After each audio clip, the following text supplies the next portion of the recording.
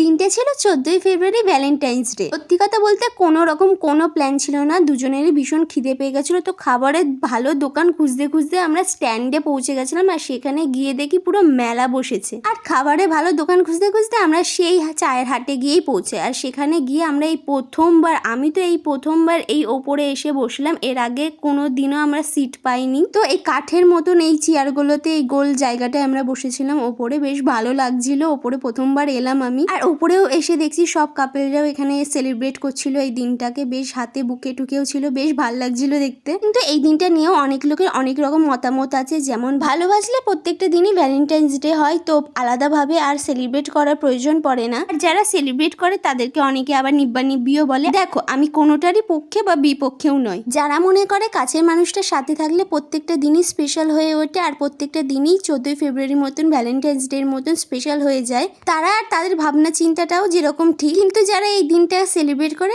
তারাও কিছু ভুল নয়, কারণ আমার মনে হয় যেমন আমরা প্রত্যেকে আমাদের বয়সটা সারা বছর কিন্তু আমরা বাঁচি, কিন্তু একটা দিন আছে বছরে, সেই দিনটা আমরা সেলিব্রেট করি, সেই দিনটা আমরা ভীষণ মজা করি। ঠিক তেমনই আমরা সারা বছরই কিন্তু ভালোবাসি। তো সেই ভালোবাসার দিনটা হিসেবে যদি একটা স্পেশাল দিন হয়, তো সেই দিনটা সেলিব্রেট করা তো বানতাই হে। আর এই ছোট ছোট খুশির মুহূর্তগুলোতেই যদি আমরা বলতে থাকি ন্যাকামো কি দরকার সারা বছর আছে, তাহলে তো আমরা খুশির মুহূর্ত বলে আর কিছু থাকবেই না। হ্যাঁ, ভালোবাসার মানুষগুলো পাশে থাকলে প্রত্যেকটা দিনই স্পেশাল হয়ে ওঠে, আর প্রত্যেকটা দিনই মনে হয় সেলিব্রেশনের মতন। তার সাথে সাথে এই ছোট ছোট খুশির মুহূর্তগুলোও সেলিব্রেট করা উচিত। আর এইগুলো ছিল আমার গিফট আজকের মতন। এইটুকুই, টাটা।